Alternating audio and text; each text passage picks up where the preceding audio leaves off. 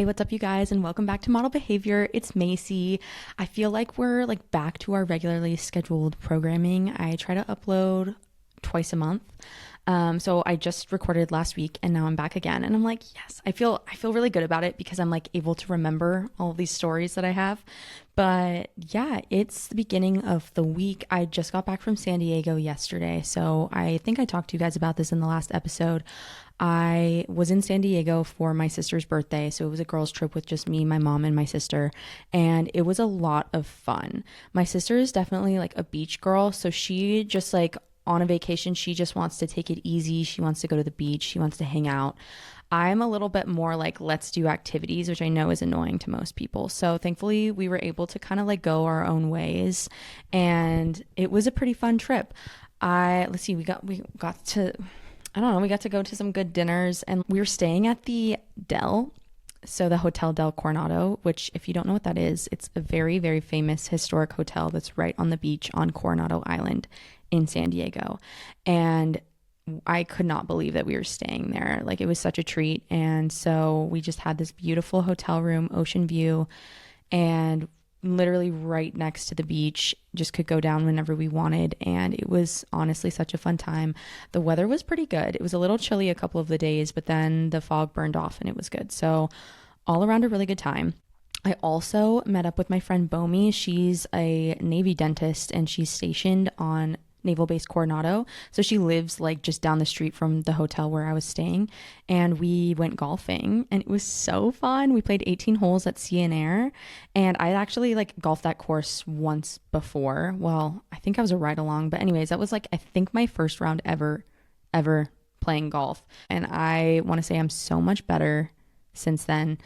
Every time I golf, I feel like I get a little bit better, and it's been so fun. And this course is sick. It's right on the beach. And also there's an airstrip that's right in the middle of it, basically. You don't cross the airstrip, but it basically starts partially in the golf course. So you'll have these huge planes landing right over you while you're golfing. And it's just the Navy planes are so cool. There's so many different kinds. And we got to see a fighter jet take off, and it was really fun. So that was amazing. Also in San Diego, I did go on a date, which normally, and I've talked to you guys about this before, normally I wait 6 months minimum to tell length and width report stories, just because I don't want things getting back to the guy, or I don't want to put these guys on blast. So, but I'll just tell you about this one because it was a good date. So yeah, I guess we're back to length and width report items. I know it's been a second since we've done that. And if you're new here, I'm jumping around. If you're new here, the length and width report is a segment that I introduced way back at the beginning of this podcast. And it's basically just where I talk about the insane DMs I get, any dates I've been on, any bad dates I've been on. And yeah, just basically just putting guys on blast for the horrible things they do. And then it kind of turned into me just vaguely talking about my dating life. Cause I said, especially with the good dates, I don't want to be disrespectful, but yeah, so I did go on a date. It was with a guy that I have known through social media for a while now, and it was really fun. We met up for drinks and apps. Yeah, so that was fun. And then we ended up having a great time. Lots of beach. We got to eat some really yummy food. I got to take my sister to Better Buzz, which if you are in California, you're going to roll your eyes and you're going to be Better Buzz coffee is so overhyped, but I think it's great. And maybe it's just because I am from here and we don't have Better Buzz. I know that they have some in Arizona and now Phoenix area, but in my mind, it's such a California thing. And so there was a Better Buzz right across from our hotel. And so I got to take my sister. She loved it. And then yeah, I got to golf, which was so freaking fun. And then yeah, I went on a date, which this is pretty significant, you guys, because this is my first date since April. And I feel embarrassed saying that because I know in a previous episode I was you guys, it's time for flirty girl fall, practice flirting. I'm gonna flirt so much. She did not flirt very much. I'm just not really on the dating apps right now. And so I just kind of got sick of seeing, which I know I'm complicit in this. I'm okay, I'm also was on the dating apps for a while, but I just get sick of seeing the same people over and over. And even though Fort Collins is a big town by my standards, the dating pool is very small here. And so chances are like you and your friend have dated the same person. And I just was like, this is a little incestuous. I can't like handle this right now. So yeah. So I deleted all the dating apps and we have not had a flirty girl fall. Also, on top of that, the last date that I went on, actually, I said June. It was maybe beginning of July. It was right before I left for Glacier. That date was a disaster. It was probably the worst date I've ever been on. And I am going to try to adhere to the 6-month rule by telling you guys about that. But also, I think I might break my 6-month rule because I want to tell you guys about how bad this date was. And at this point, I know that there's like really no chance he's going to see it. So we're fine. But I'll tell you guys about that later because that's not a today topic. But yeah, so I went on that date and it was really good. He was like such a sweet guy, like very ambitious, very motivated. And yeah, it was super fun. So like I'm glad I got to meet him. Really fun conversation and it was a good time. So yeah, that was pretty momentous. It was a momentous occasion because I in fact did not have a flirty girl fall and have not been on a single date since my disaster date at the beginning of the summer. So yeah. Anyways, now I'm back and I'm picking up a lot of classes at Nourish this week. So I think it'll be good. I don't know. I don't want to get burned out by teaching, but it's been fun so far. And I kind of have like a regular schedule now. So I'm teaching Mondays and Thursdays at 5 and 6 p.m. and then Fridays at 4. And then I'll like pick up people's classes if they need it. And it's been good because I like teaching at like 5 and 6 because normally I work like 7 to 4. And it makes me not work past that because I am the kind of person that if I'm really focused on something at work, like I will stay late to get it done. The nice thing about having those classes at the end of the day is that I have to like stop, have a snack, get changed into a little cute Pilates fit, and get ready to teach at the studio. I will say my playlists since I've been teaching are fire. So Spotify has like this mix option, which if you have Spotify, you probably already knew that.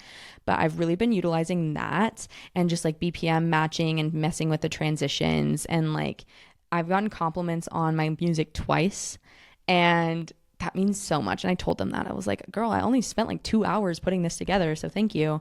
So that's been really fun.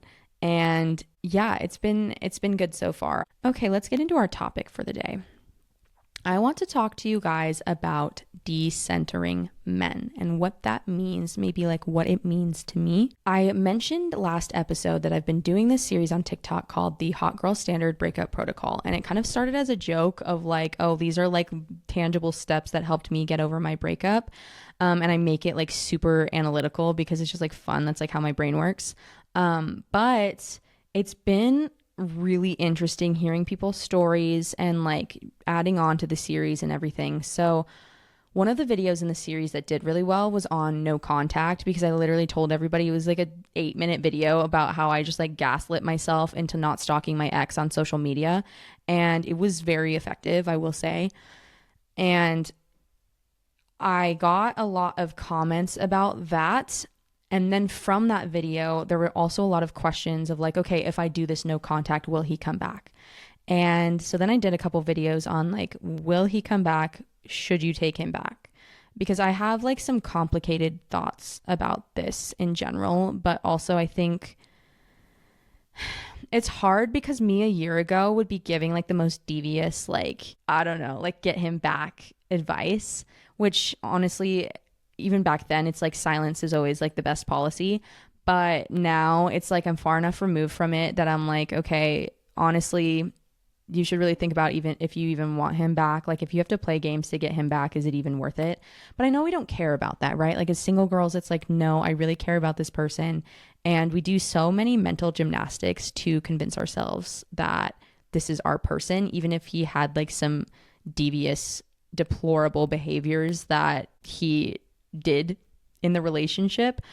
I think that we do so many mental gymnastics to make it okay. And there's so many discussions about like, what does he mean by this when he does this? And like, when we broke up, he said this, like, what does that mean? And I am probably the worst of them all when it comes to overanalyzing men specifically and their actions.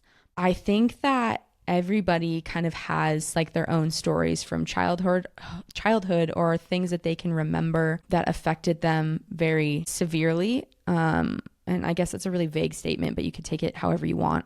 But for me, and you guys already know this, I talked about this in like my body confidence episode and all of that stuff. I've just had some issues forming meaningful relationships with men because of experiences that I've had in my past. And I want to acknowledge that like I have not had it nearly as bad as most women do. Like many women have been assaulted, they've been in abusive relationships, and thank God, like I have not experienced anything to that severity. However, there are still a lot of things that happened to me in past relationships that really affected my self-image. And so I wanted to talk more broadly about decentering men, because I've really realized how many decisions I've made in my life based on male approval, whether that's from my dad or my brothers or guys that I'm interested in, guys that I'm not even interested in, but I'm just around. And before you think to yourself, oh, I don't need to hear this because, I've decentered men and like I don't make these decisions based on male approval, blah, blah, blah. I encourage you to like take a pause and just hear what I have to say, because the more that I've gone through this journey with myself and making these hot girl standard breakup protocol videos, particularly the ones about no contact and I just want him to come back, should I take him back? It really has made me think about how, I don't want to say like the patriarchy, the patriarchy, but like I am going to use that word. So just bear with me for a second. The patriarchy. I can't take myself seriously, but like it is what it is, has influenced my life decisions and kind of prevented me from becoming whole as a person. So I want to talk about that. It was a very long intro, but I hope you guys can hear me out. So to introduce this, I saw a TikTok yesterday that this girl is a slideshow that she had made about how she decided to end friendships with her male-centered friends because they were harming her, affecting her very negatively. And there was like such mixed comments in the comment section about that. But she did say one thing that I thought was really powerful. And basically, and I'm not going to like quote it verbatim, but she basically said that before you think that you are not male-centered, ask yourself, look back on your life and ask yourself, how many times have I had the thought of, oh, I hope he sees this. Oh, I wonder if he'll like this hair color. I wonder if he'll like this outfit on me. I wonder what he thinks of me. All of those things. If you are a woman who you look at your life and you have these amazing friendships with women, and if you're a woman that has really close female friendships, but then you're like, I struggle connecting with men, platonically or anything like that, that is an indication that you've experienced some trauma at the hands of the patriarchy. But it is true. And if you're a man listening to this, I want you to know that what I'm talking about is not about, it's not a jab at you personally. And if you're a man, like, I'm sorry to compare you to this, but like, if you're a woman listening to this, I want you to think about the male's role in this as non-existent. Like, think about the man as if he were a piece of bread. And you think about them as you would think of a piece of bread. You're like, you like certain breads, you don't like other breads, but the bread doesn't make decisions for you. The bread is just there. And that's for the purpose of this episode. We're going to talk about men as if they're like an inanimate object. Just because I want you all to think about taking an active role in your healing when it comes to this topic, because I know for me, once I started to realize that I have way more control than I think about the way I think about myself, the way I interact with the world, and in turn, how the world interacts with me, it really empowered me to start down this journey. I'm getting too far down the road, but if you're a man listening, I still think it would be really valuable for you to listen to. I really want you to see a female perspective so it can kind of shed some light on like what women go through. Okay, I think my disclaimers are done. So there's 3 points that I have on how to decenter men. So number 1, I want you to reclaim your mental real estate. So I want you to go through a day and keep like a mental checklist or a physical checklist of how many times you think about men in the aspect of, what does he think of me? Will he like this? Like, will he think I'm pretty with this makeup? Blah, blah, blah. And even if it's in an endearing way, like you want your crush to think you're cute, like that's still centering men a little bit. And I want to do an episode in the future on crushes because I think that they're so fun and flirty and fresh, as you guys know. But in the meantime, let's decenter men by noting the number of times a day that we have those thoughts. Like we spend so much time analyzing texts, decoding like what he meant and worrying about being liked. And that mental energy can really be redirected towards our goals. And in my no contact video, I talked a lot about redirecting behavior and that how that helped me so much. So whenever I felt an urge to stalk my ex on social media or stalk his girlfriend on social media, I redirected that behavior into my Pinterest board and building like my vision board, like what I want my life to look like post breakup and how much better. At the time, it was kind of like a glow up board. But after a while, you stop being motivated by that and you start just being motivated by like wanting to level up. Decentering men is not about hating them. It's about refusing to make them the main character in our internal world. A lot of times people talk about the patriarchy and decentering men in a way that's like, I hate men openly and like men suck and they're all the worst, blah, blah, blah. And so that's why I was choosing my words very carefully when I was talking about the patriarchy and decentering men. Because like I said, in this scenario of us decentering men, I want you to think about the man as if he is a piece of bread. He should not be your central thought. This piece of bread, like this piece of sourdough toast, which I love sourdough. So let's say like it's a really good piece of sourdough toast. Like it should not be like your center of your mind at all times. It's not about hating men. It's just about making sure that we don't think about that piece of bread all day. And instead we could do other things like pick up a new hobby or put it towards our career success. And this is so hard to do, you guys. I think that the benefit in me doing therapy and this journey now at this point in my life is that I have been single for a while. And so I just don't have anybody to think about. And I think it's like such a blessing because it's like my mind is so clear. I just think back to how stressed I was with certain men and like how much anxiety and it would cause me and how it kind of made my world super small. When in reality, my potential was so much bigger than what I was allowing. Point number 2, romantic attention does not equal validation. So society does train women. Our patriarchal society trains women to see male attention as proof of worth. And I just want you guys to know it's so freeing to separate your self-esteem from desirability. So we talk a lot, you see things on social media a lot about doing things for the male gaze and like, oh, it's male gaze, blah, blah, blah, blah, blah. Like she's posting for the male gaze.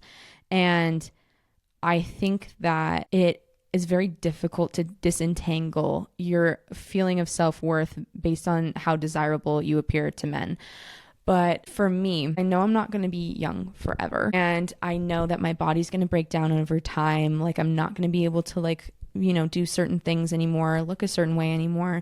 And I want to make sure I'm taking care of my future self. A lot of times things that women, I would say over the age of 50 really struggle with is not feeling desirable by men anymore, which is funny because when you're young, I'm always complaining about like these negative interactions I have with men and how much it like upsets me. But also like older women, especially like in my TikTok comments have been like, oh, like, well, that doesn't happen to me anymore because I'm too old. And it's like, that comment is a little bit damaging. And so for me personally, I want to make sure that I'm disentangling my self-worth from feeling desirable towards men so that when I get older, I still have like this unshakable self-belief and recognize my value and my worth. So for me, this is why I love journaling. I love looking back on goals that I've had and how I've accomplished them. My career, although I don't want my career to be my identity, I feel my career is very rewarding in that I get to do really high level scientific research that really, really helps people, which I do want to give you guys a research update at some point, but that's not this episode. But I do, because I know you guys are like, okay, she says she's a research scientist, but she never talks about her job. I'm working on a publication right now, and like I just don't know how much I can share until it's published, but I do want to share all about it at some point and kind of my journey too with that. But also, I get a lot of validation from deep female friendships, and I love learning how to be a good friend. Point number 3, always remember that it's important to love from wholeness, not need. And you guys have heard this before. People always say, it's always people that have been in like long-term relationships and haven't been single for more than like 6 months at a time, but they're like, you can only love someone else if you love yourself first. And it's like, okay, but did you do that? And I don't think that like true self-love is something that we ever fully accomplish, but I think we're loving from wholeness and not need comes to play is when we're talking about the difference between dating because you want connection versus because you need it for identity or security. I definitely have seen girls around me that I really admire and are successful and are in relationships, and I'm like, wow, like who you date is really important. And so I unfortunately took that a little bit far, where I'm like, okay, I need to date a certain type of man in order to help my self-image. And that, first of all, is not the case. And second of all, you will always be let down, because no matter what this man does for a living, whether he's, a Forbes 30 under 30 guy, which is a story I haven't told on here yet, but I will, or a professional athlete or a musician or an actor, that guy at the end of the day is still a guy, and he still has emotional issues that he works through. And just because he has a high profile career doesn't mean he's going to be a better man than any other guy. So when you pursue dating with men not in the center any longer, relationships become a choice instead of a lifeline. So it's not like something you need in order to be happy. And I will say, like, the more ambitious you are, the more at peace you are with yourself, and the more trust you have with yourself, it's going to attract better partners naturally, because like attracts like. So that's all I'm going to say about that, because again, this is about decentering men as if they were a piece of bread. I want to talk about a little bit of research that backs some of these points that I just made. So I read a really interesting study by Rutgers, and it's called Men Seek Social Standing, Women Seek Companionship, Sex Differences in Deriving Self-Worth from Relationships. That's kind of a mouthful. It was a study that came out in 2013, so a while ago now, and it found that while both men and women derive self-worth from relationships, they do so via different routes. So men find their worth more via social standing, and women find it more via interdependence and companionship, which is a whole can of worms. But basically the implication there is that women may be more conditioned to see relationships, and thus men, as a route to worth or belonging, and decentering men can free up mental bandwidth previously devoted to those relational concerns. So like I said, my mind at this point in my life is very clear. And for a while I was like, you guys know, I was like devastated. I was like, I haven't had a crush in a year and a half. And I was like, this is the worst. When you have a crush, it's the best. But also I've been really trying to reframe my mindset as this being an opportunity. And it's, probably going to be a rare opportunity where my brain is so clear of like any relationship clutter. And it's been so valuable to just be able to kind of look more deeply within at how I can tackle certain issues from my past in order to be a better person. At first, I was going to say a better partner, but again, that's implying that the goal is to get into a relationship. And I have actively been working on decentering that and understanding that I can reach my highest level. Like, I can get all of my goals. I am whole as a person, whether or not there is a man there. And like, I just caught myself. You guys know it. Like, you can see now, like, I'm still in the process of decentering men. And I think that the first step to decentering men is becoming aware of our tendencies when it comes to making decisions based on male validation, or even like I just caught myself, the overall goal is to be in a relationship. It's such an interesting topic of discussion. Like, I love the community that we have over on TikTok, because I've gotten messages and seen comments from girls talking about how they always thought that marriage and having babies was like their number one goal in life. And like, that was what you needed to aspire to do. And that for some, like, you have more worth if you are married. And then these women find themselves, 10, 15 years later with 3 kids and a semi-absent husband, and being really unhappy, and them realizing like, wow, I don't know who I am. So again, viewing a relationship or a marriage as the end all be all is the ultimate centering of men. Decenter that piece of bread. And I think that it's easy for me to say that, but you look at society as a whole, and society as a whole, because we live in a patriarchal society, definitely values women who are in relationships more than single women. And it's always been the case. And single women single people in general, just have it very, very hard in life. Not just financially, but like, if I need to go to the hospital and I need to schedule a ride and none of my friends can come pick me up, like, I have to Uber home. And like, not that my friends don't love me, but at the end of the day, like, their number one is their partner. It's not going to be me. things like that are really difficult. Or like, I think about this all the time. Like, I live by myself and I love it, but sometimes I'm just like, if something happened to me, it would take a really long time for people to realize. So I know that's such a morbid thought. There's a lot of things that limit single people in general. Society as a whole values partnered people much more than they do single people, and that's not right. But at the end of the day, 10 years from now, those same people that are looking down on single people are going to find themselves in not necessarily unhappy marriages, but they're going to find themselves struggling in their marriages and realizing that they don't have the tools necessary to manage their emotions and to build up their own self-worth outside of their relationship. And it's a really dangerous trap that a lot of people fall into. I sound so spooky right now. Halloween was 3 days ago, girl. Okay. Okay, guys, that was an extended pause because my phone literally died and I had to wait like 20 minutes for it to get enough charge for me to finish recording here.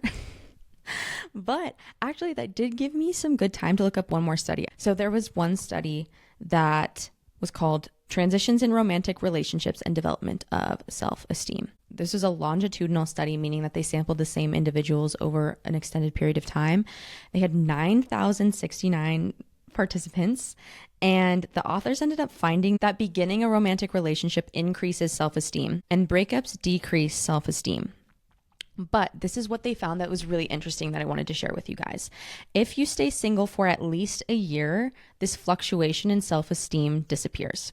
So you'll see a drop in self-esteem, and then when everybody hits around the year mark, regardless of the length of the relationship, that's when your self-esteem can start building again. So this study found that if you're single for at least a year, your self-esteem is no longer tied to that relationship. So think about how many people that have never been single for at least a year.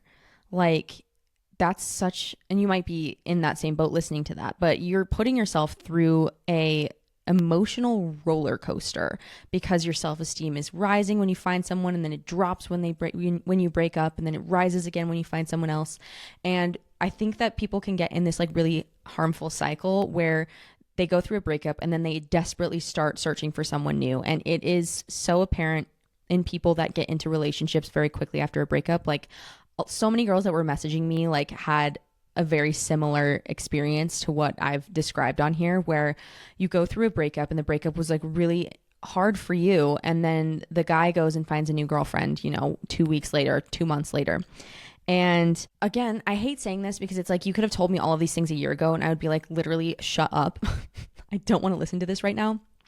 But it says way more about him than it does about you. Like, when men do these types of things, it literally means nothing about you. And when you're centering men, you're tying all of his actions as like a flawed, probably wounded human being to your self-worth, when it's like, girl, like those two things are not aligned. So, yeah, being single for at least a year, there's evidence that shows that it really is good for developing your self-esteem. The main takeaway from all of this is that your self-worth doesn't depend on being in a relationship, which you're like, duh, shut up. But I want you to think about it in the way that like your mental real estate is valuable. And I want you to think about, if you're in a relationship or not, think about how many times you think thoughts that are contingent on male approval. And if you're in a relationship, this can be a little bit trickier, because when you're in a relationship, obviously you're trying to be thoughtful and inclusive of the other person, and it feels really good to like love someone else and do things for them. That's not what I'm talking about here. What I'm talking about is when you let anxiety take over and you have these thoughts of like, oh, I just really need validation from him, or like I need to look or present in a certain way or act a certain way in order to get validation from this guy. Like, be really honest with yourself when you think back and think about your daily habits and your daily thought cycles. And if you find yourself centering that piece of bread that is inanimate for the purpose of this analogy, and has no effect on your life whatsoever, unless you're celiac. Never mind.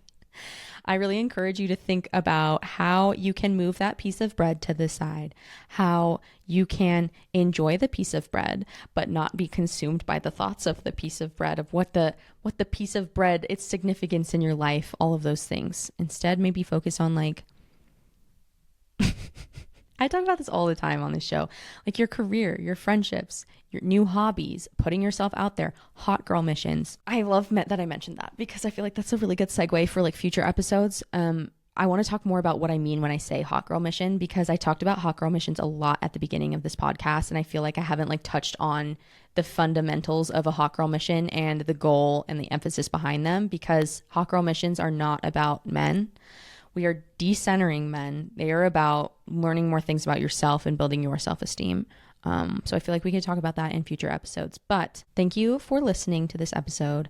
I really want to hear your thoughts on decentering men. I want to hear how you have worked to decenter men from your life or identifying ways that you could decenter that piece of bread from your life.